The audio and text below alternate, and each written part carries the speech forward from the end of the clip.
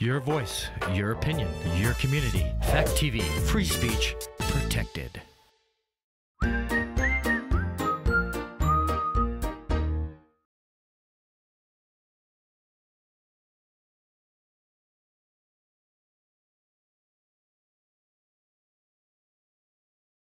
So anyway, good afternoon. Hi. Thanks for coming. Welcome to this conversation about media literacy and the book The Media and Me. Just released, second book from the censored press, as I was just explaining to Alyssa. So that's what I want to do today. I want to have a conversation. And I started that way, even if there have been 40 people here, that's still ultimately what I wanted to do. So I'll start with some questions, and then I'll kind of give you some ideas, share some ideas, ask some more questions, and kind of see where we go from there. So a quick snapshot, some of you know this already, but my name is Ben Boyington. I've been teaching in public schools in this area for about 20 years now, oh good God. And doing media literacy work for probably 15 of that. I've been presenting at conferences since 2011, working with K-12 teachers and college professors on media literacy concepts and curriculum. Married to a librarian and fiber artist who's not in the room right now. We're parents to two young people, one in the first year of college and one is a sophomore in high school, also not in the room right now.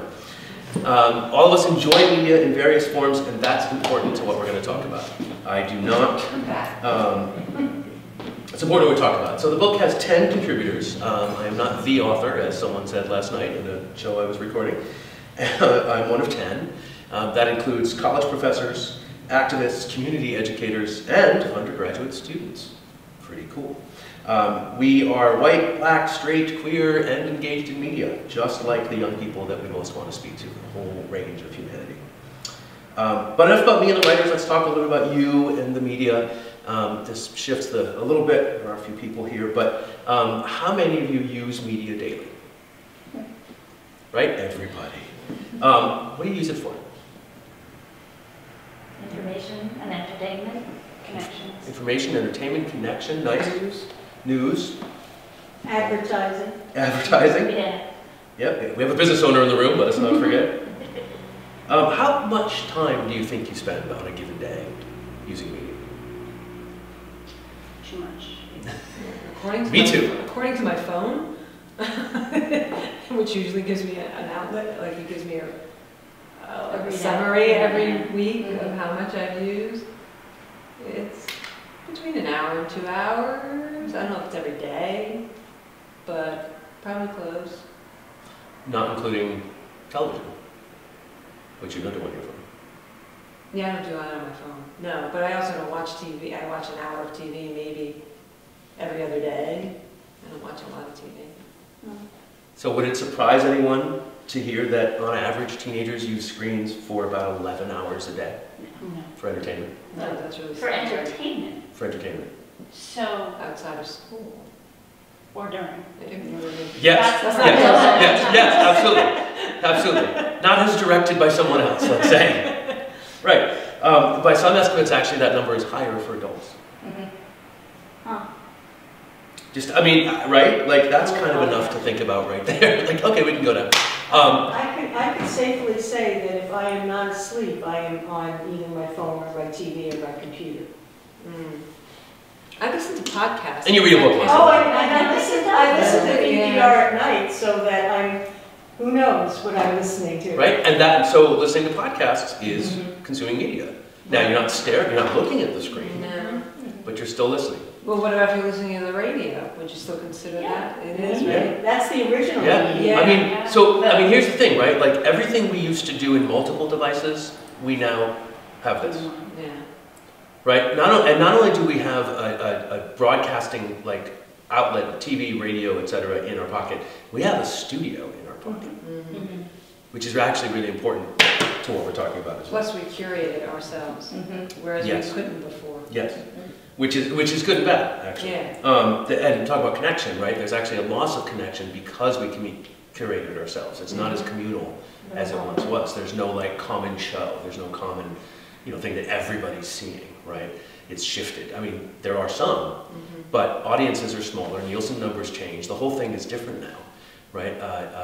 Joe Rogan is the most listened to streaming audio host in the country, but he's only got something like 9 million listeners. That's not equivalent to what we would have talked about with people who had, burgeoning radio shows. Rush Limbaugh had much more than that, right? It's really interesting. But, so the interesting thing is the number of hours isn't necessarily the problem. There's a whole body of study that talks about, right, what is the issue with this? And yes, it is a problem, and we recognize that, but also it's a different problem. Some experts would suggest that it's more about what you're doing rather than how much, right? Which goes to Alyssa's point about connection, because there's connection and there's disconnection, and there's taking in stuff that's just sinking in without you thinking about it versus doing kind of reflective media engagement, actual engagement, rather than passive consumption. And those are issues we'll talk about. So for instance, to talk about connections, years ago when I was young, it was a lot harder to find your people, right? So things like, so marginalized people of any kind often didn't have somewhere to go, right? We talk about, for instance, about queer people. We talk about even things like gamers of various kinds, right? It was hard, music fans, right? It was a lot harder to find your folks, right? I don't like the word tribe, but your people. So, but now we have affinity groups, we have fandom, we have niche groups, and the internet and social media, perhaps especially social media, actually provide that connection, or can. So I've talked a lot recently, or spent a lot of time recently with people who talk about me, that's what I do, and a lot of people I've talked to, I've seen this online, I've had this discussion in person, even with people I work with, who refer to it as anti-social media. And I think that can happen. I think that's an aspect. But I think it leaves out the actual social connective aspects, right? I actually have conversations, like actual conversations. We've done it, right, online, in that world. I've learned and grown a lot through my time on the Bird app that we won't talk about anymore, right? But I've learned a lot from being out there. I actually would argue that it's not the format, it's not the app, it's not the internet, right? It's what we do with it. There's no good or bad, but thinking makes it so, says the bard, right? Like, that's true, right? So like, just because you're on social media doesn't mean you're wasting your time, although, full disclosure, I waste a lot of time on social media. Quite you. So it's true, but I'll be honest about that. But at the same time, I also get strong connections there. I learn things and I grow, right? Because it's how you use it. It's the way that you use it. So now it sounds a little bit like I'm celebrating social media. Well, maybe, sort of. But let's stop there for a bit. Let's do some questions. So we lost the student we had in the room, unfortunately. So what brings you here? Why did you come here other than you had no choice? You brought it up, sure, but I mean, I'm a high school teacher. I've had one of your children. All right. And oh, it's you behind the mask. Okay. It is me. Hi. Hello. Yeah, it's nuts. I guess what I'd like to hear more about, or what's in the forefront of my mind, is attention span and stamina for tasks that maybe don't have a bunch of flashing lights behind them. I'm noticing that I have a lot of students that can't sustain like 20 minutes of reading, even if it's like a high interest thing that they choose. And a lot of that I kind of attribute to, and I blame myself, not myself, but I experience this myself as well. I have difficulty focusing for extended periods of time on something that isn't a flashing screen as well. So I think that that's something that I'm really interested in, and figuring out how to work with that kind of brain and sort of teach differently, because I've been teaching to different people than when I started teaching. I agree. Yeah. Even in my time, Yeah. I can say that. I'll go into a classroom, and even second, third graders, and they'll say to me, "Are we going to use the computers today?" And I'm like, "No, just books today. We're just going to be using books." And the teachers are like, "Yes!" And the kids are like, "Aw." But then they're okay once they're in the activity, they're fine with it. Right. But they see me and they think, "Ooh, we're going to do research on a computer." Well, that's an interesting thing. What about like when the shift in title between a librarian and a media specialist? Yeah, it really is, but we have a tech integration specialist. Sure. So I feel like I use it as a resource, Right. but I don't necessarily teach you how to use it. Oh, I understand. So But I just thought that was an interesting shift. yeah, and it's true. And I usually will say, because it's such a K-8 school library media specialist, I say, I'm the librarian. Like I say that, and then I say, librarian. Yeah. Because everyone's like, what? Right. But it is the media part of it. Maybe you can put that into the title, like it's Well, yeah, library it's for like- media. I mean, just like- the degree itself. Some schools shifting it to be a media center, not a library. And you Yeah. notice how many books disappear when you do that. It's weird. Which is interesting because our circulation is either even or as high as ever been. Right. Because kids want to read from an actual book. That's good. So as a high school teacher, Yeah. some interest there. So I second both of these things, but I also see it, with my own child, how absolutely addictive it is. It was never something we intended to be in our house, and it's like, I don't even know how it happened. It just has become this monster that you can't contain anymore. And it's hard because this is uncharted for all of us.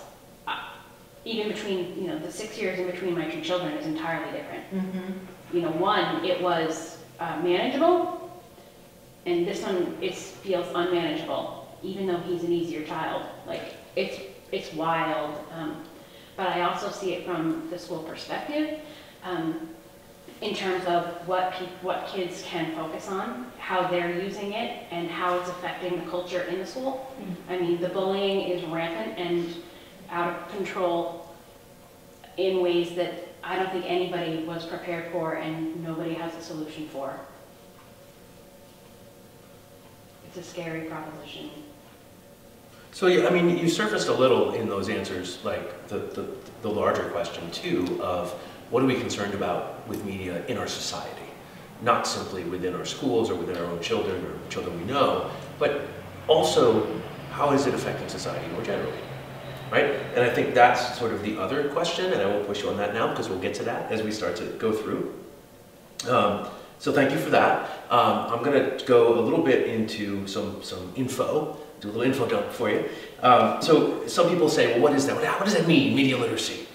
So for a very long time, since the 90s, there's been this definition of media literacy as the ability to access, analyze, evaluate, and create media. And this is where I started around 2005 as a teacher, when I started bringing media studies into my classroom. But now, what we work on, what I like the word co-conspirators, what we work on, what we're engaged in education, is what's called critical media literacy. So there's sort of a shift here. So this is where I'm going to dip into the book, dip in and out of the book to give you a taste of what's here. Critical media literacy gets into the hidden mechanics that drive our mass media of news, information, and entertainment. Critical media literacy is about asking questions more than it is about learning the right answers. Through CML, we not only explore what we know, but also ask how we know it. We explore what we like, what we believe, and why. So, many of us, most of us involved in this book and who teach media studies also enjoy media, right? I kind of hinted at the beginning. We love TV, movies, social media, right? I love that, right? And that's cool. We don't want to kill that. Like, we don't believe in protectionism. We don't believe in banning. We believe in understanding, right? That's our goal, is to build understanding. Should be the goal of any teacher, I hope. What we want is to provide you with some ways to be a critically media literate citizen, rather than merely a consumer of media. That's kind of a mouthful. So from here on, we'll simply say media citizen. What we mean is a person who engages their critical media literacy skills when they use media. So in other words, we want folks to take a critical distance from media. We want to add to the enjoyment a deeper understanding. So some of us in the room probably are old enough to remember things like music appreciation as a course, or film appreciation, right? And when we took a music appreciation, we learned how music was shaped, how it was created, maybe even something about the production, to put it onto a recording, even that too. So that's kind of a layer. We learned about it, and that deepened our enjoyment. And that's kind of a layer of what I'm talking about. It gets a little more perhaps dark as we dig into it a little bit more. But that's why we wrote The Media and Me. We want people to act and engage, even to consume, from a place of knowledge. We want folks, primarily young people, because that's who it's aimed for, but anybody can read the book, to look into how we're being used, how we're being manipulated, bought and sold, how our labor, our ideas are being taken and used by media companies for their profit. We want us all to think about the narratives we are fed, the ways that information and entertainment are framed for us. We want to foster the growth of media citizens. So the critical in critical media literacy has to do with power. We have to look at ownership, for instance. Who owns the media? And if you're looking at specific media experiences, whether it's a show, a movie, an ad, a song, a website, I don't know, you can start there. Who owns this? Who created this? Why? And there's the classroom work, right? Just start with the questions to get people thinking. You know, in a slightly more general sense, let me ask you a question. How much choice do you have in your media consumption? What do you mean? When you sit down to take in some media, by choice, do you have a lot of options? Too many. Yeah, I'd say. Whole numbers. Information overload, infodemic. Right, we used to say, right, that that we didn't have enough information. Maybe more information would solve the problem. How's that working out for us? Not so well. But so, you know, it's interesting. We think we have choice. And in the 90s, Joe Jackson had a song. I forget the name of the song, but he says something about having. He goes to the grocery store in the song, and he's got a choice. He wants to buy a cookie, and he's got 30 kinds of cookies, maybe 7 kinds of chocolate chip. When you look at cars on the lot, right? We always said, oh, you know, capitalism is about the best product on the market and who's going to buy it and who's going to get. Doesn't the RAV4 kind of look exactly like the CRV? Kind of look exactly like the, right? Choice is an illusion, I would argue. And furthermore, let's go back to media. As of this writing, only 6 companies produce more than 90% of the media we watch, read, and listen to. 6 companies. I used to be able to name them. I can't do that today. When we look at digital media, including social media and online platforms, only about 5 companies control most of what we do online. 5 companies. That seems kind of like enough to think about right there. And it was core to what I explored with students when I started doing high school media studies in 2005. But now the mediascape has changed. Media corporations in the United States are, for the most part, private companies, which means their primary goal is profit. Nothing wrong with that in itself. They aim to make as much money as possible, and they do so by entertaining us. If we are not entertained, they will not make money. But we are not truly their first priority. It's not a service, right? It's about money. Part of how these corporations make so much money is through our work.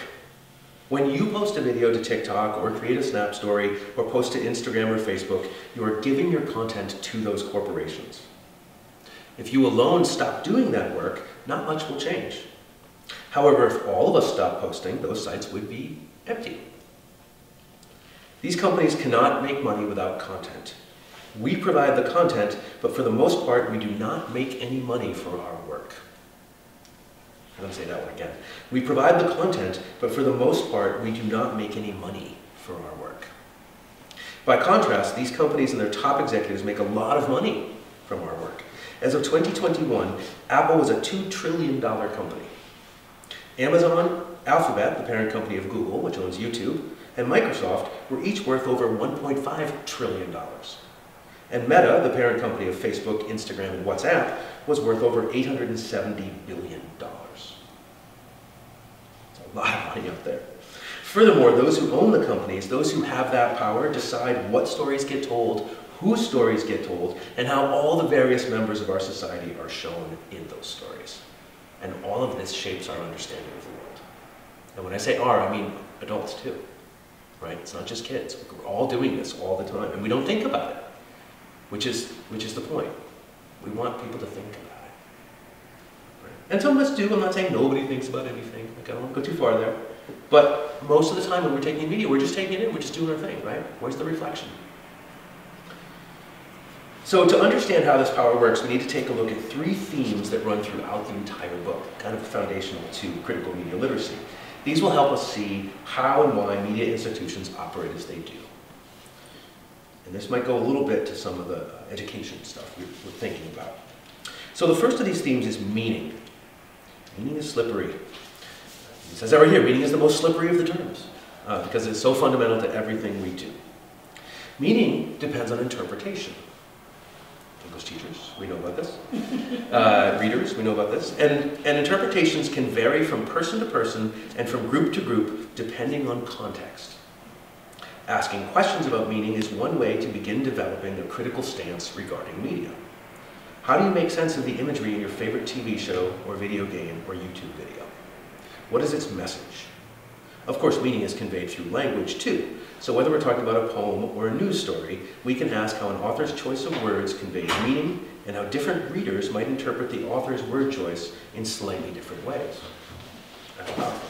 So that's the first one. If you've paid any attention recently to conversations about school and education, you're also going to hear, you also will have heard, a whole bunch about representation in books. So there's a metaphor for this idea. And Rudine Sims Bishop, I believe in the 90s, started talking about mirrors, windows, and sliding glass doors. I love this concept. So I'm going to, rather than try to explain it, I'm going to let Dr. Bishop's own words carry the day here. Books are sometimes windows, she writes, offering views of worlds that may be real or imagined, familiar or strange. Right? If we're readers, that's not new to us. We know that. We're like, oh, that gives me some understanding of this other culture or these other people. She goes on. These windows are also sliding glass doors, and readers have only to walk through in imagination to become part of whatever world has been created and recreated by the author.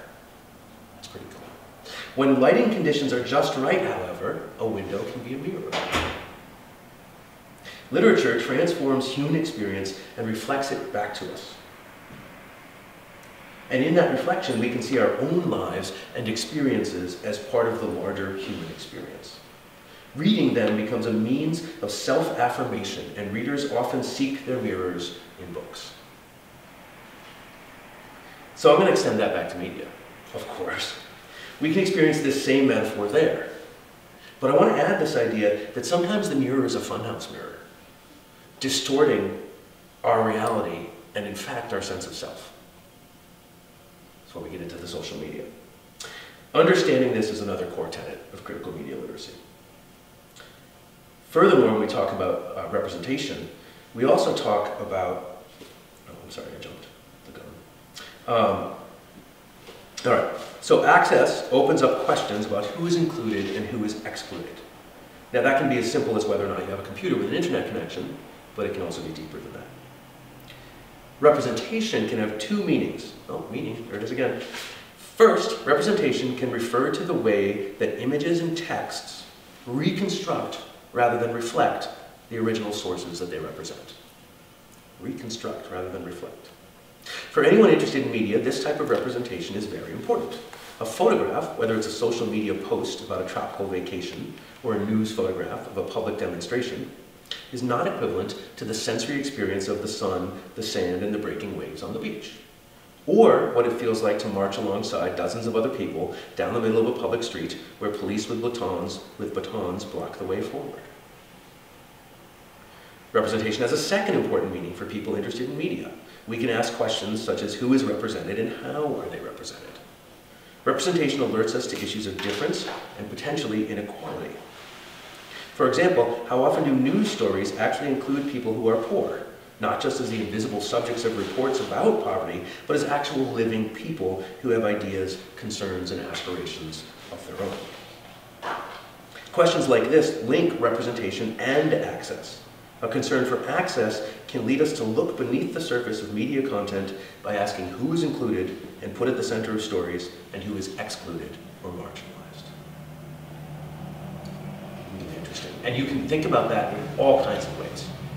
Whatever groups of people that you find interesting, class, society, ideologies, think about how those folks are represented in the media.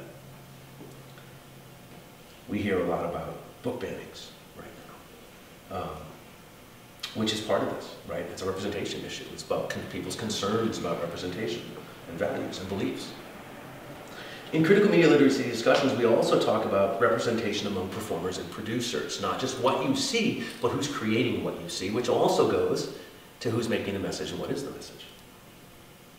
So we can consider shows like Reservation Dogs on Hulu, I'll do a plug, and movies like Turning Red.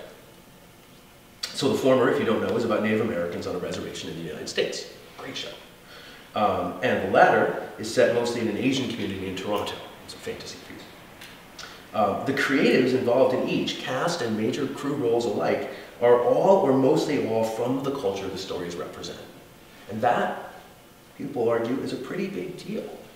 Right? That hasn't been the case in Hollywood for a very long time. And further, perhaps more importantly, who's going to tell the story best about a given culture or reality? Right? Arguably someone from that culture. Right? So that's important. We like to see that. So that's another aspect of representation. You can talk about the creation of the message, you can talk about who's left in, who's left out, and you can talk about who's creating it. Representation is behind the camera, so to speak, as well as in front. And so what you see here, which I think is interesting, is that these themes are layered in the book. What just happened here? These themes are layered in the book. So the first one, we talked about access, or so we talked about meaning, and then access and representation, and now we've linked the two together. The final theme is validity. Validity is the quality of being legitimate or genuine. If you say that some claim is valid, that means you have reason to believe it is true. The emphasis here should be on the phrase reason to believe. A claim is not valid because you say it is. Instead, it is valid because you can provide evidence to justify it, and you can defend the claim even in the face of counter evidence.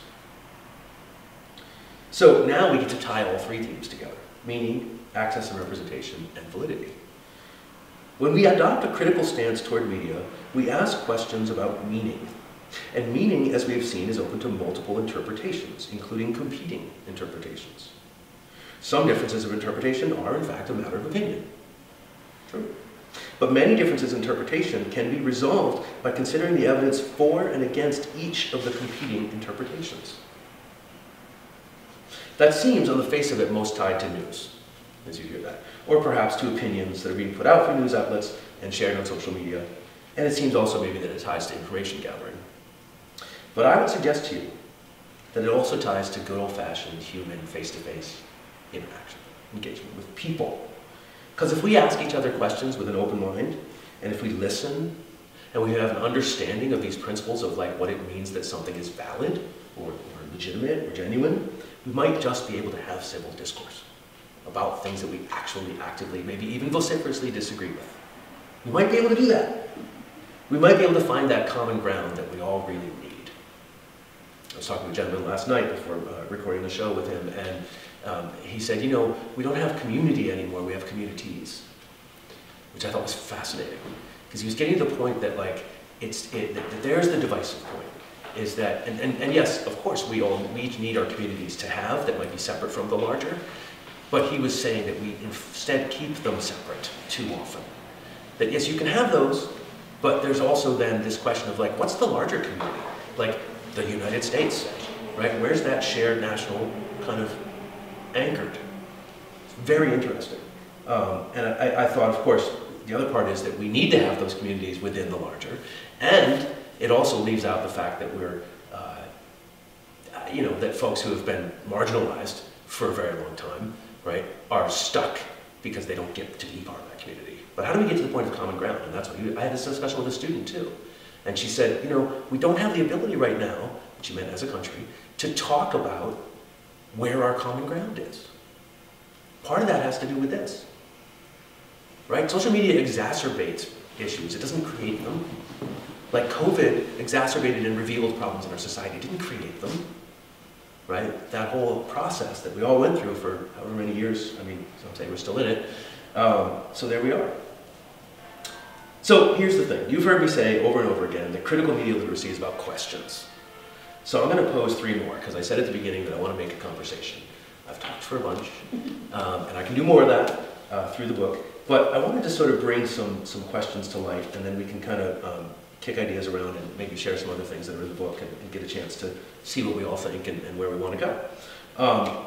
So first, anything in these themes, this meaning, access and representation, validity, Are there any questions or things, what do those things make you wonder about right now? Well, I was looking for books for a book talk yesterday before I left school, and I was thinking, oh, it's African American History Month. And so I'll pull some, because I feel like I always talk about the same books with the kids. So I was like, oh, I'll have a subject that I don't usually talk about, so there'll be new books. And it was actually, I was looking at who the authors were. I was looking at the story, because there's one about, takes place in the South in the 50s, about a girl who is African American and what happens to her family. And I was like, oh, it's written by a white woman. And I'm remembering now that she grew up there, and that's why she felt she could write about it. But part of me was like, I don't know if I want to bring this to the attention of the kids. Maybe I'll just leave that book on the shelf, because she's not African American. So does she have the right to write this book? And I don't know if we would have thought about that years ago. Actually, as we sit here, I'm thinking about, To Kill a Mockingbird, and like, what gave her the right to interpret how that book should be written? I don't know. Well, Steinbeck wrote Grapes of Wrath, but he was not an Okie, and he was actually a very wealthy guy from Salinas, California. And by writing about that, his family and everyone else around him got upset, because he was revealing things of the way that they were treating the Okies that came into Salinas Valley. Which is, then we talk about fiction and the ability to have empathy and to create stories based in that, right? So and he didn't live on Cannery Row, but he wrote about the people that lived on Cannery Row. So now we're almost going backwards, where if that person wasn't actually from that ethnic group or that dimension, they can't talk about that dimension. They can't do research. They're not allowed to express that. I think that is a troublesome thing to think about in a way. I mean, we do want representation, but we also want like almost, I can't think of the right word right now, but it's almost like advertising, raising awareness, right? And advocacy too, like if you're someone that's going to be raising awareness for something that doesn't necessarily affect you, but you're making other people pay attention to it, as long as you're doing it in a way that isn't appropriating the culture, in a way that isn't insensitive, I think that it's okay, it's sitting here, white lady in Vermont right now. But like, I think it's fair though. It's not, like, is it as bad? I guess. I don't know. It's really, really hard. But you're all right. Like, I think if you're doing African American History Month and if you have a book and you're bringing it to like middle schoolers or elementary school children, give them a book, that is written by a person who maybe lived the experience. And then that other book can be something that can broaden their ideas of it as well, Yeah, well, and it was funny because when I said that that's what I was going to do, my colleague was like, oh, good, you do that. And because she doesn't read as much of that as I do. And it's just because there's books she reads that I don't read. Yeah. But it was interesting that it was like, oh, but I just read this one and I just read this one. And so and because there's more of it out there too, which was, I mean, it's being published more. And that's partly because those people are able to publish more. They're actually fascinating. Tell their stories. And you may have seen this, but you can look at statistics from 10, 12 years ago versus statistics now about the publishing industry, and you can see the increase of, in queer authors, Latino authors, Black authors. You can really see that it is growing, and there is that kind of representation. I don't know that it's enough yet, from my perspective, but it's certainly growing. Well, I can tell you that from my perspective, from the bookstore, 10 years ago, the only books about blacks were people in urban neighborhoods experiencing drugs, bad families, all that kind of stuff, instead of just regular people who just, and I kept telling my publishers, I just want regular stories. I don't want to hear about urban issues. We're not urban. And our people don't want to hear about that, but they want to know what it is like to grow up as a black person living in a rural village or wherever. Or in the burbs, yeah? Yeah, in the burbs. Yes, and I mean, that's just regular day-to-day life. That's the representation issue, Yeah. right? So you think back to like the birth or the breaking over into white mainstream of rap music, right? The vast majority of that was, gangster rap. Right? And yet, there were plenty of rappers who were making stories that weren't glorifying violence, that weren't about misogyny, right? That were much more thoughtful and more, but, companies who exist to make money they see a formula that works, and that's what they're going to encourage. That's what they're going to buy into their world. right? So we have to shift that. Sometimes there's a meaning that is solid and valuable, and a representation that, what about these other people? If you're only telling the stories. Now we do have those. Right, now exactly. we do have regular stories, Exactly. and it's much more acceptable. It's the norm, and the kids here go, it's oh, that's the way other people live. That's fine. That happens to them too? Wow. Yeah. Or just, stories with a protagonist that happens to be queer or happens to be Yeah. a person of color, instead of that's their whole story. Right. Yeah, exactly. Right. Yeah. And I know there are a lot of good organizations out there now, like Representation Matters, for example, which will actually send you a bunch of books by all sorts of people that you might not have. Yeah, listen. Listen will do it too. Yeah, Library. there's a couple of ones where you could just ask, like, hey, this is where I live. Can you send us some books for our school? And that's pretty great too, especially if you don't know what to buy. Yeah, well, in one of the books I was looking at, it's called Blended, and I sell it to kids in the fact that her parents get divorced, so there's 2 different households, and they have to, manage between the 2 households, which many kids of divorce have to do. And her parents one is white and one is black. But the interesting thing is, her father, who's black, is the wealthy one, and her mother, who's white, is the one who's struggling with 2 jobs. Yeah. And why is that interesting, though? Because that's not what you can see. Because the media has been telling us something very different for the last 30, 40 years, right? Exactly. We talk about Bill Cosby, the Cosby Show being a breakout show because it showed a successful middle or upper middle class family who was black. And the other shows that were popular just before that, Good Times, right?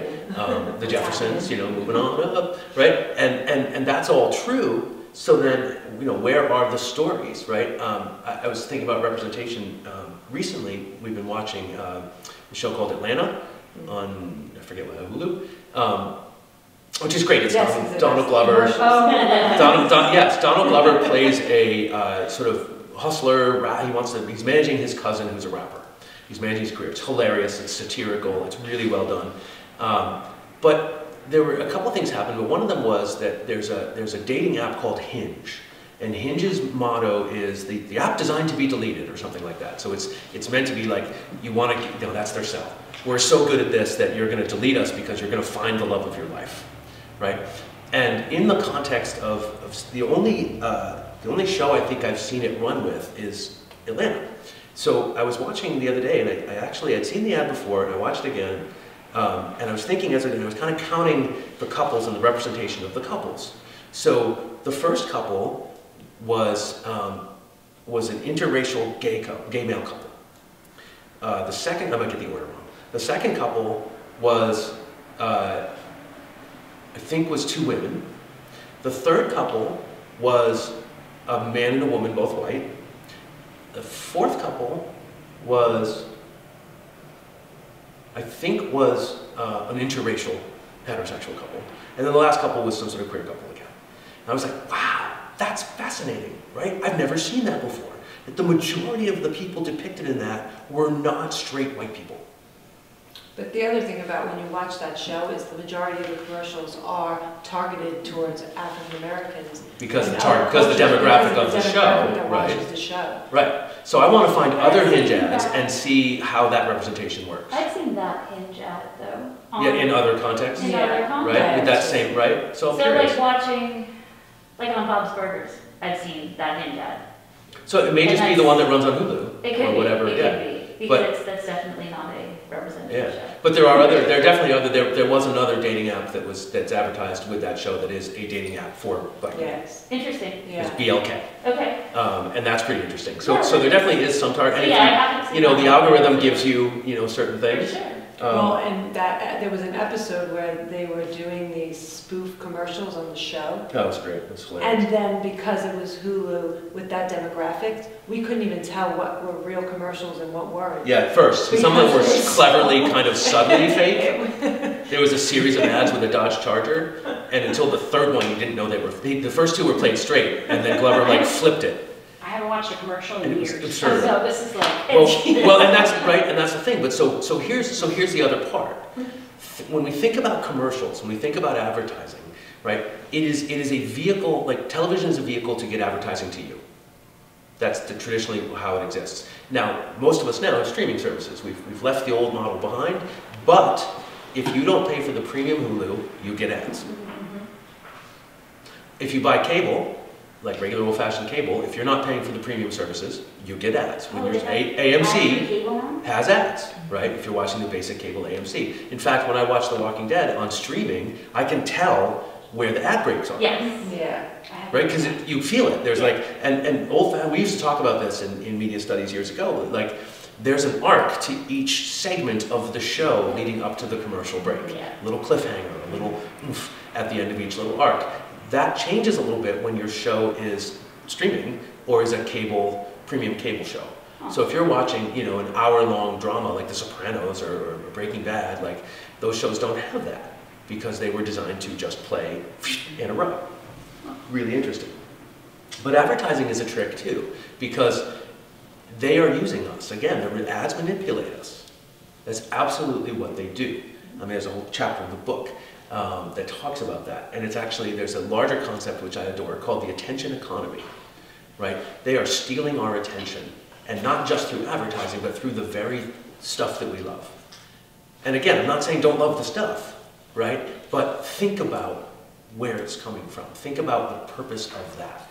So there are messages, but there's also the fact that it operates within a for-profit system designed to get our money. And we like to say now, oh, we buy all these streaming services and we spend less money than we do on cable. I'm beginning to wonder if that's true. Right? A friend of mine said recently on Facebook, I'm going to like go on and off with my various services. You might have seen this post, because I think your friends with me too. I'm going to turn those services on and off because I can keep the Hulu service once the show I want to see has all of its episodes.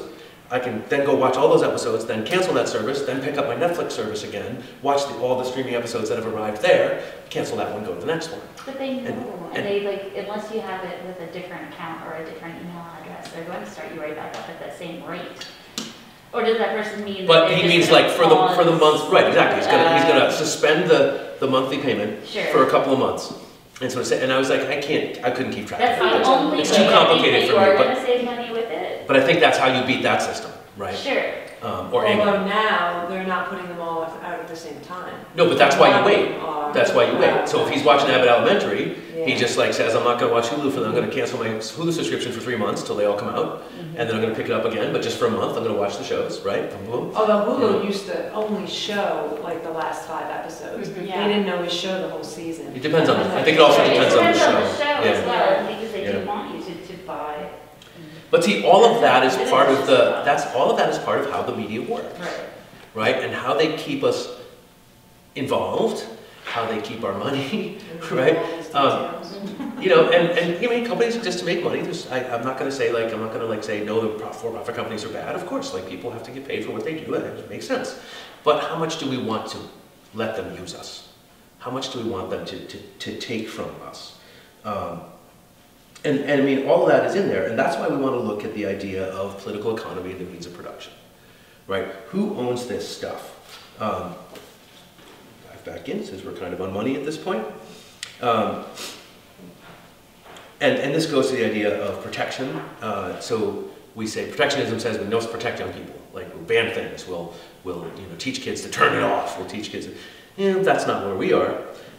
There's a celebrationist position, which media is great all the time. And so the protectionist and celebration positions seem like opposites, but they actually have a fair amount in common. Both expend a lot of energy on the content of the media, what's on the screen, without much attention, if any, on how that content came to be. Both believe that young people ought to make better media choices, but each position offers only a partial story about the media you use. Both are missing a serious investigation into the means of production, that is, how that media content came to be. Neither position addresses the political economy of media analysis, the study of media ownership, production, and distribution. Right? The protectionists assume you will turn off all media, the celebrationists assume you will regularly embrace participatory, interactive media. It's a false dilemma. You can learn about the media and be media literate, but not change your actions or choices. A critically media literate citizen is empowered to decide if they want to change their actions or not. Potential key change, if you follow this all the way through for you, is that you may be asking more questions of the media than you did before. So critical doesn't mean negative, right? In our society, that's not what we think. Oh, you're being critical. Well, that's not the critical we're talking about here, right? In fact, we think that critical can lead to liberatory action. So if we look at that, right, the term critical is often treated as the equivalent of negative. The assumption is that people who are critical of the media dislike it. CML is not about forcing us all to dislike the media. It's about taking a step back and examining our chosen text from a bit of a distance. Look at something specific in a larger context. CML is not focused on making sure you get the right answer. It's not what we do, right? It's about thinking. It's a way of understanding how we access our media and how our media are organized. CML is a liberatory approach to making sense of the world. It seeks to equip people with the tools to be independent media users, free from oppression and restrictions by others. We recognize that misinformation, disinformation, stereotypes, and problematic representations exist, but as media users, we do not have to accept or internalize them. Instead, we can expose, question, and oppose them. That's the trick. Right? How do we get people to think about these things in those ways? Now, I'm not going to lie to you and say that, oh, every time I watch a show, I sit and think about it for 20 minutes after. You know, no, of course not. Sometimes I'm just enjoying it. Sometimes I'm just having fun. But we can do that, and that's the point. That's the choice we can make. If we're equipped with the tools to look at these deeper understandings, we get to make a choice about whether or not we're going to do that. Right? And this goes back, I mean, people have been writing about this forever. I think that's why we have a lot of parents, again speaking as a teacher, who raise concerns about the sort of things that we are exposing their children to. But, I mean, I consider it to be my job to not just expose, but also explain how to dissect. And again, going back to the who made this, why did they make this, what do they want you to do with it or about it or anything like that. And instead of just sitting back as passive consumers, be that critical digester instead. And I think maybe that could be why, because we are a culture of passive consumers, that we're running into so many disagreements about what gets conveyed in schools. Yeah, I agree. And I think that, you know, if we look at the history, right, of what we talk about and what we want to study. So my father is now 82 years old, but when I started this work, you know, 20 years ago or whatever it was, you know, he was slightly younger. But we had a conversation early on. I was telling him about my excitement in the work I was starting to pursue and what I was into. And my father does not watch television at all. Movies, pretty much at all. Like once in a while, he'll get sucked into something if somebody is, hey, you know, sit down and watch. But he said to me, "This is really important work." I said, "But you don't watch TV, why do you care?" He said, "Because people do." Right? He's like, everybody else does. But like, it's out there. So it's not that we can't, it's not that, it's kind of what, I think a couple of you said this, right? It's not that it's just about us. It's about the larger society and the understanding. And I think, you know, getting young people in our classrooms, if that's where we are, to think about the dissection. I taught film class for a long time. And I had a student, I'll make the long story short, I had a student who failed. He failed. He was there, he was watching the movies, he was talking about it, but he just didn't do the work. Totally cool kid, I love this guy. Haven't seen him in 15 years, but cool kid back then. So he's in my next class, my media literacy class, which I was teaching then, the following semester. At the end of the period, we've got it's a first day of class. So we've done our introductory experiences, and I'm like, just hang out, bell's gonna ring in 5 minutes, you chill. And so there they are. And I overhear him talking to another kid. And he's like, yeah, you gotta take film class with Boyington, man, you gotta take film class. I'm like, and I'm just, because as soon as he says that, he failed, right? So I'm like, what's going on over there? And the other kid looks at him and says, but Johnny, this is his real name, you know, you failed that class, what are you talking about? And he said, yeah, but I'll never watch movies the same way again.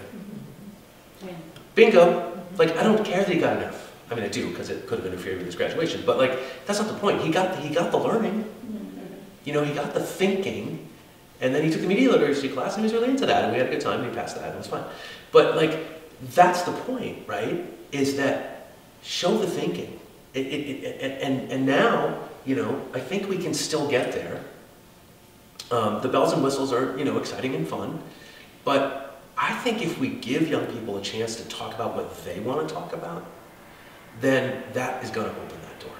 And that's part of it. Like, young people want to talk about stuff. They want to grapple with ideas. This is not new. When we wrote this book, one of the things we talked about with the publisher, our partner publisher in New York City, was that we look up to young people. And that's key. And I like to think I've done that through my entire teaching career. Maybe not. Maybe I failed sometimes. But I think that's the key to it, is let's look up to young people. Like, it's not like mini versions of us. They are their own people with their own interests and their own excitements, and let's figure out how to tap that and help them become that person that they want to be through all these explorations, whether it's AP literature, regular English class, a history class, third graders reading whatever books they're reading, right? Like, expose them to everything, on whatever level that the community standards apply, to be able to have it be a sort of, open dialogue.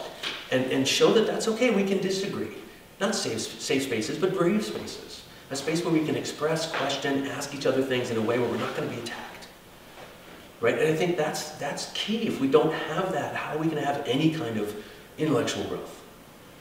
No matter what the ideologies are under display.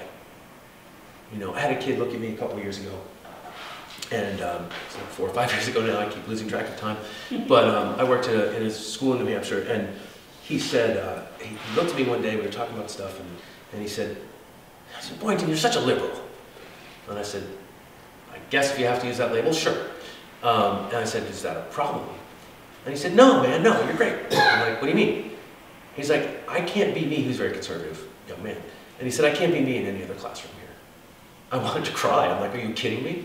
But he felt like he didn't have the freedom to express his ideologies, his beliefs, or to challenge whatever kind of paradigm that was maybe sort of felt more left-wing to him in that moment, because both teachers and students, he felt like, would not allow that and would sort of look down at him or attack him, right? That's really sad. Like we've got to start with that. It's like that open dialogue, right? Like that safe and open area to say, what are we going to talk about? I said earlier, right? How are we going to create that space where all of us, young people, old people, mixed groups, can sit down and be like, well, what about this? And what about this? And we live in a space now where it's sort of like the social media and the immediacy and the click to share right away, right? Slow down. Think about what you're doing. Back up your own. You see an article that gets your, I heard this guy yesterday. He said, if you read an article and it makes your blood boil, it's probably biased. And you need to check your boil, and you need to go and look at some other sources and see what are the other aspects of that story that maybe aren't being told in that one. And then share your whole vision of it, your whole understanding. Instead of just share, right? Because that's part of the attention economy is, we used to talk about keeping up with the Joneses when like the 1950s phrase, right? And now it's maybe 60s even. But now it's like keeping up with the Kardashians, right? Now it's this idea of influencers and wanting the likes. There's a movie called The Like Generation, Douglas Rushkoff. And, it's this idea that like, we are on Facebook, we are on social media to get attention, to get affirmations from people. Well, why don't we use it to connect? Why don't we use it to have discussions, even if they're argument discussions, right? Because argument doesn't mean screw you, you're wrong. Argument is a sort of logical series of points to be made, to be shared, not to win. And this is an interesting thing because in the United States, we teach argument as I'm going to prove something to you and get you to agree with me, right, by and large. And if you look at sort of European, I was talking to some folks who were doing Scandinavian work with Scandinavian students, and their argument papers are like, here's the argument, what do you think? It's fascinating. And too often, if we look at our teaching guides, our rubrics are like, clearly makes the point, convinces the right, compelling argument to convince the reader, blah, blah, blah. And I'm like, is that really what we're doing? And of course, as English teachers, we hopefully get them to share, multiple sides and angles. But I think it's fascinating when you look at it that way. But it's these things all tie together, right? And one thing that the book also gets into, which I think is really important, is the idea of multiple literacies. So we talk about visual literacy, oral literacy, or oral, A-U-R-A-L, digital and algorithmic literacy, and then we get into this idea of filter bubbles. And that's the problem with, one of the problems with social media is if we surround ourselves with only people who agree with us. We used to just call it the echo chamber, now we have digital echo chambers, right? And so I'm not great at this, But the idea would be to follow a whole bunch of different kinds of people with different ideologies, and sometimes people you disagree with, on social media. Because then you start to see perspectives. Now sometimes you're going to go, okay, enough of that, you know, and just break. Yeah, just like, I'm going to unfollow that person for a while or whatever it is. Hey, I do that with my friends sometimes, like people I actually know and like, enough of that one for a month, we'll just take a little break. But that's it's like reading the news. If you just read, you know, the one that you find the most sort of compelling and presents your confirmation bias, right, presents the things that you already agree with, then you're just going to get that perspective. So if you're a liberal, you know, maybe you want to watch Fox News once in a while. You know, if you're a conservative, maybe you want to put on NPR or Democracy Now! Or whatever outlet you think is, you know, some sort of awful set of liberal people. I personally make the argument that the problem with news is not ideological bias, but corporate profit bias. Because news has reached a point where what they want is clickbait headlines, which is what they want. I saw a CNN headline recently, and I was like, you're just trying to piss me off. Like, what's going on here? You know, this is just trying to get me. And then you read the article and it's not even what you think. In fact, two of my friends who are authors in the book wrote an article on sort of surveillance technologies in schools. And it was picked up very strangely. It was picked up by Yahoo News, which you wouldn't think. And somehow it was like something to do with their sports. Like, I don't know how it got there. But whoever had it on that end changed the headline. You know, they had crafted some headline that was actually reflective of the content. And the new headline said, teachers are spying on your kids and here's the problem and what you can do about it. Which was nothing at all. They were not saying that teachers were evil spying on them. But there is this surveillance technology in schools that actually does that. You know, we use Google Classroom, we use Google Docs. Like, Google's harvesting that information. They say they're not, but it's nonsense. They sure are. You know, so we have to really pay attention to those things. I think kids knowing about how the algorithms work, I think all of us knowing about how the algorithms work is really important. So I was on Twitter recently and I made the mistake of commenting on some Jim Jordan or some right-wing politician's feed. All of a sudden I was getting, not because I follow them, but just it was the algorithm was feeding me a whole bunch of right-wing conservative politicians and pundits. And for the most part, I don't need to see that stuff. Like, I saw it, I read it, and I'm like, and I still kind of pop in there once in a while. But that is not at all what I normally do. But the idea of filter bubbles and sort of like closing off, really interesting. So Twitter, as you may or may not know, has gone through a lot of changes. And some people say it's now useless. Well, we'll see how that all plays out. I'm still there. But there have been some alternates that have come up. There's an outfit called Mastodon. That's an alternate to Twitter app. So the Mastodon app is built a little differently. And I haven't gone there, but I've been following friends of mine who have gone and signed up, people I follow on Twitter, who have gone and signed up and started to use it. And apparently it's much more, your community is much more defined. Right, so what I liked about Twitter is I could go on Twitter and I could post something that's from my sort of, I don't know, more student-driven, more maybe arguably more left-wing education perspective. And I could post that and I'd get someone who was a traditional pedagogue kind of person coming out and would come and argue with me. And we could have a conversation and that would be interesting. And if the person was reasonable about it, I would learn something from that process, or at least have maybe beef up my own arguments or my own thinking, whatever it was, that was valuable. So what I'm hearing about Mastodon though is that you build your community from the beginning. So you're creating a filter bubble. You're creating an echo chamber. I don't need that in my life. I have people I can talk to who already agree with me, right? I need more people who maybe agree with me but have knowledge I don't, and can, so that could work there.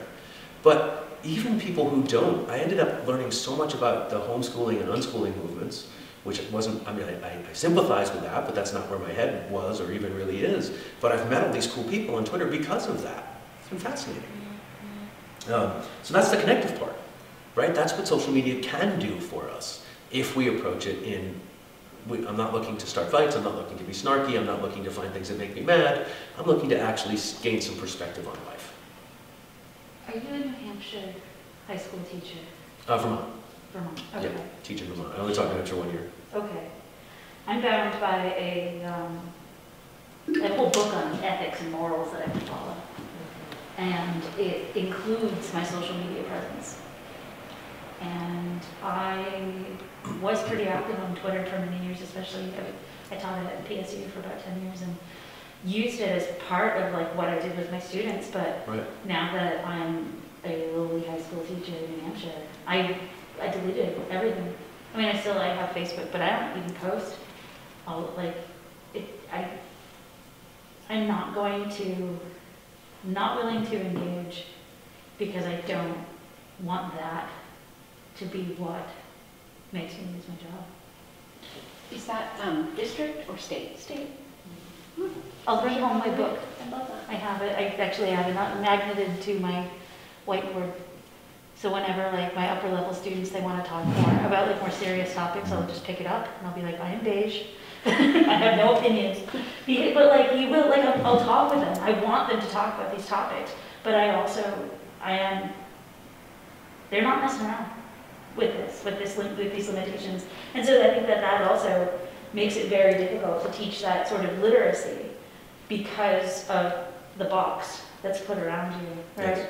And it's not necessarily about how you teach it, but it's about what you can bring up to teach. And I think that that's difficult because if all I can really bring up to teach are flat beige things, then it's difficult to teach how to deal with things that you don't like, like things that make you uncomfortable, like media that makes you uncomfortable, or like argument, right, or like that kind of thing, that sort of healthy discourse. Well, even when I brought up bringing out the African American books, I had one library assistant who was like, I'm not going there. Right. Like, and I was like, well, I won't bring out Stamped, which is all about like, actually about race. Yeah. But I could bring out books that represent these other races. Right.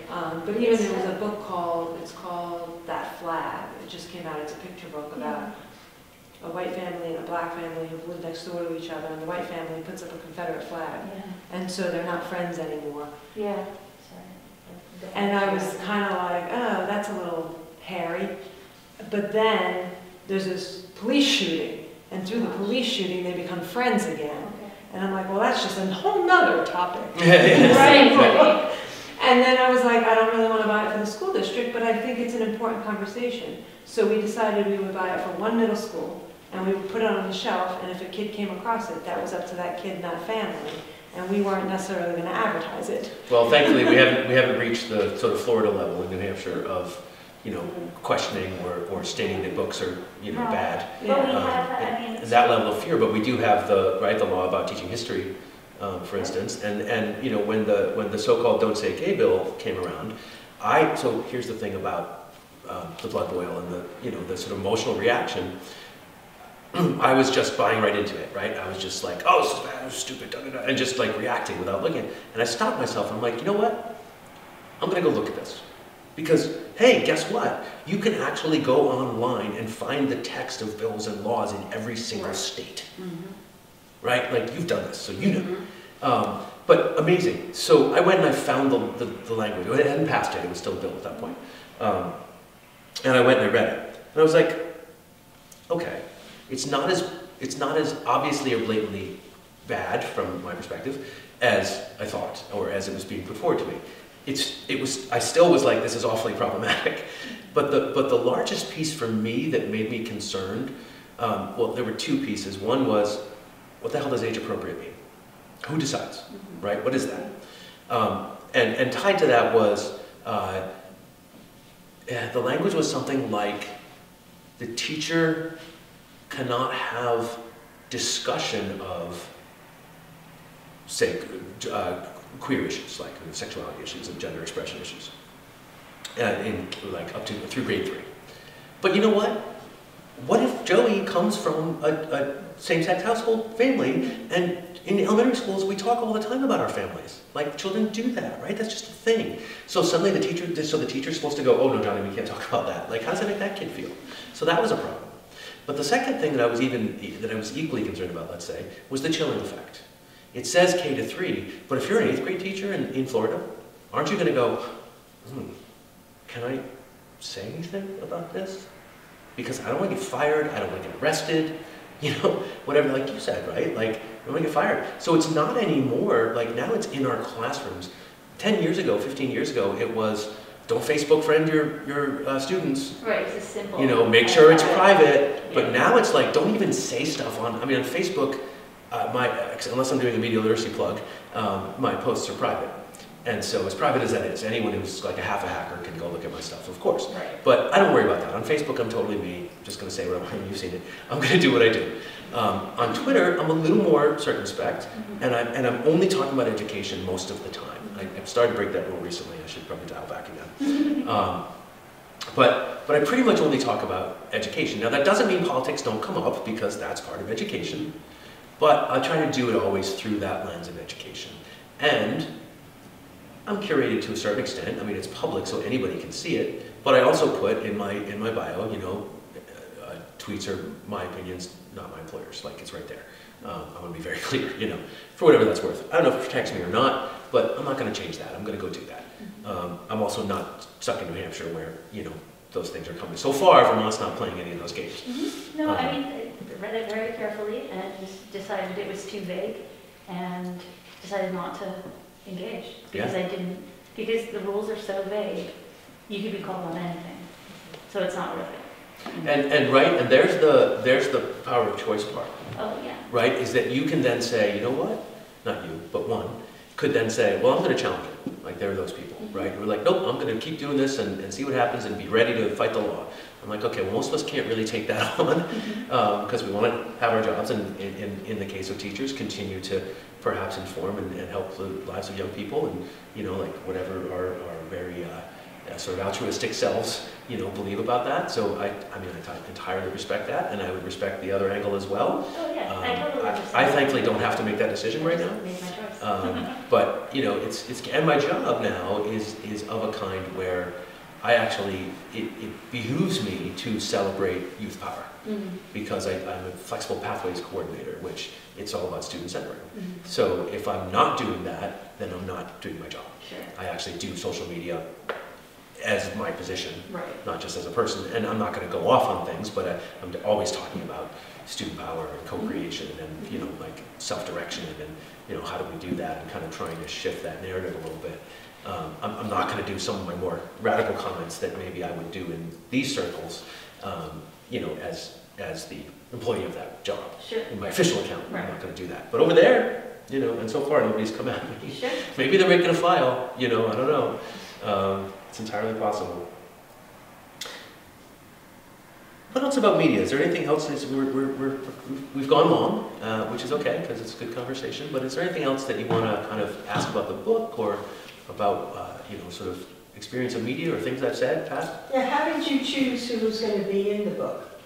The writers? Yeah. So there were a lot of conversations along the way, and we started with sort of our core, some of our core gang of folks from Project Censored, which, as we were writing that, we were like, oh, we're all middle-aged, cis-het people. Oops. You know, we want to speak to the mix of humanity, right, of young people, because young people, full breadth, right, and this generation is a whole lot more welcoming or accepting of, you know, queer people across that spectrum, although my daughter said recently, it's not a spectrum, Dad, it's a cloud. I was like, okay. But that whole mix, right, of folks. So then we started to look a little more carefully, and we expanded we were all white too, we were all white cis-het people. So we were like, wait a minute, let's expand our writership, so to speak. So we know a lot of people, of course, you know, the Project Censored's headquartered in California, in the sort of Northern California, you know, Bay Area. So they tons of, you know, representation going on there. So we then started bringing in more folks, and we ended up with two. I think they're both undergraduates. I'm going to double check quickly. I know one is Kate's an undergraduate at UMass, and Maria. Where's Maria? I just want to double check before I say that Maria is also a undergraduate. Yes, she is. So we have the two undergraduates. Maria studies linguistics and connections to media, and Kate's studying media studies in a range of ways. And both of them kind of brought their perspectives in. We added another black guy we know, another writer who's a person of color. Who else was added at that point? Avram, I think they say, he's a non-binary professor from California. So we really worked to bring in this greater mix, so that one, we could make sure that we got those perspectives in. Those folks then informed all the, it wasn't like each person writes a chapter. Like if you read the book, you won't see chapter 6 by Ben Boyington. You know, it doesn't work that way. We each did take primary responsibility for a chapter, or maybe we paired up and took primary responsibility, and then we all commented on each other's work. It was a really complicated, I would not recommend a 10-person writing experience to anyone. But you know, whatever, I learned a lot, so that's cool.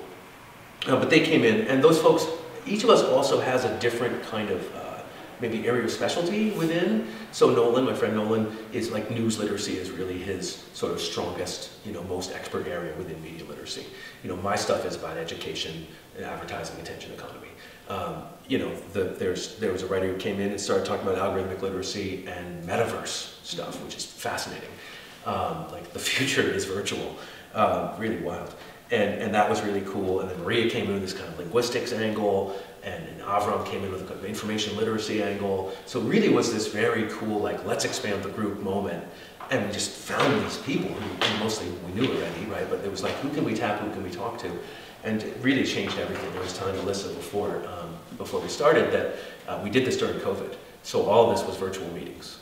All this was electronic sharing of documents. We never met in person until the book was just about to come out. The last October, we were at a conference, and 8 of the 10 of us were able to show up. It was awesome. So we were in the same room. I have like funny pictures of that. But we were in the same room, and we did a panel at the conference where we just talked about our experience of the book and got people, you know, excited, teachers who were there and whatnot. So yeah, the mix came through some trial and error, let's say, and realizations along the way to go, yeah, we need to like walk the walk. And that was a powerful decision, I think. And I think the book's stronger for it. There were chapters added, there were sections added, there were perspectives. And the young people in particular helped us keep our examples current. Yeah, that's not how Snapchat works. Oh, okay. You know, kind of stuff. So it was great. It was great. And I'm very, very proud of what we did. I think it's a powerful piece that can get us far and get young people far. So we're hoping teachers will pick it up. We have a grant, and we're sending out 500 copies to teachers, schools, curriculum directors, et cetera, across the nation to make that happen. The book ends with some ideas for what we as media citizens can do about the media problems we see or the concerns we have. It was our goal to provide young people with the tools for action, not just information, but to then start thinking about it. And of course, it's almost meant to sort of start a conversation to say, you know, get in touch with us and tell us what you are doing and what we miss? You know, what can you bring to this world that we're not aware of? Like, we actually can hold the power, right? We need understanding, we need knowledge, and we need motivation, but we can take it back. We don't have to be used. And when we are choosing to allow ourselves to be used, we can be empowered to make the choice rather than just let it happen. Some of these ideas for action would include slowing down so we can think and understand. There's the whole detox diet idea, and that's cool. That can be valuable to just take a break from media. But also to be able to just slow down and like think about what we're doing, as I mentioned earlier, right? Not just share that article, but spend a little time thinking about it and maybe share it with some thoughts, or look up another source and share the article and then say, oh, but here's this other perspective on it. Put that link in there too. This would include defending freedom of expression as a human right. The UN Charter for Human Rights specifies freedom of expression. There's a discussion of that at the beginning of the book. Understanding our context as well as our content. Right, where the story is coming from, what's the larger picture behind that. We see this in news stories all the time, right? Oh, the spy balloon, the spy balloon. Okay, there's a lot more of that story than anybody's talking about, right? Oh, they made a mistake of letting it run around. No, they actually tracked it for a while. They took the time to figure out, like, oh, gee, what is it maybe doing? It's so high up that they're not really using it, able to get information. And by the way, there have been spy balloons over our country, and we send them all over the world too. Not that that makes it okay that we let it stay here, but we do. Like, this is what countries do. They spy on each other. Like, we're not holding the moral high ground here as the United States. Not on that one anyway. Maybe in some ways.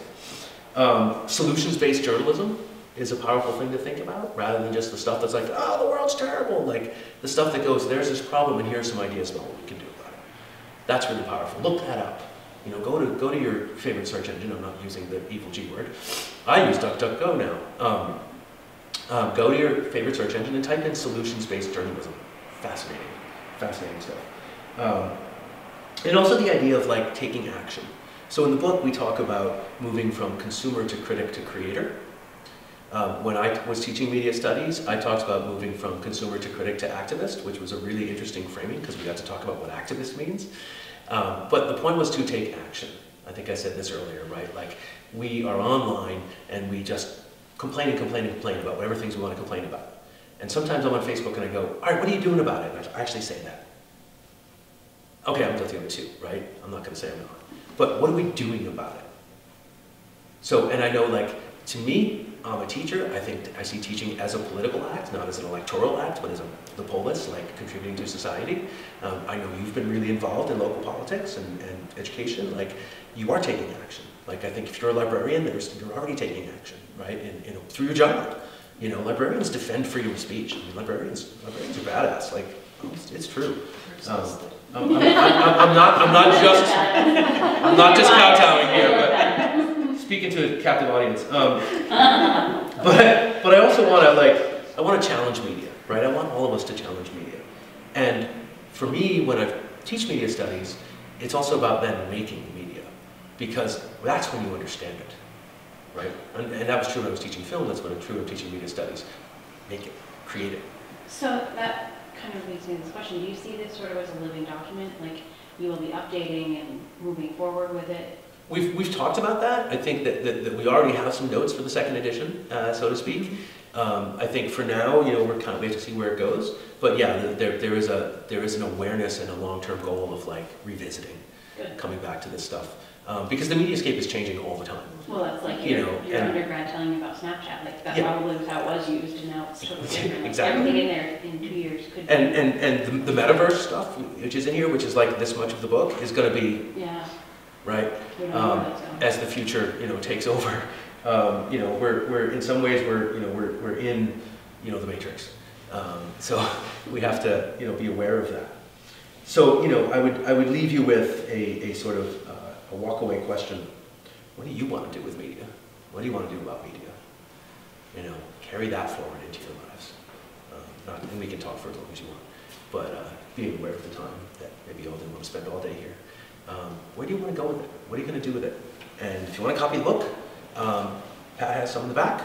If you want to buy it today, I have some little pieces of paper that have QR codes that link to the book site where we have it on Project Censored, that link to the teacher's guide, which you can take a look at. I have over there as well. I printed it out. And my information should you need it, so that we can kind of continue this conversation in the future. We are people who do professional development with teachers. We'd be happy to come and work with folks. I'd be happy to just have conversations with you, you know, informally. But if you want to have some, if you want to sell it to your school and bring in some media literacy kind of training in PD, we can certainly talk about that too. Yeah, I'm already thinking about where I could use it. So that's it. And the books will be available also at Village Square Booksellers and on our website, villagesquarebooks.com. That's where our video public here. We're getting into media. So thank you all for coming, for, you know, taking some time on your Saturday afternoon, and spread the word. Thank you.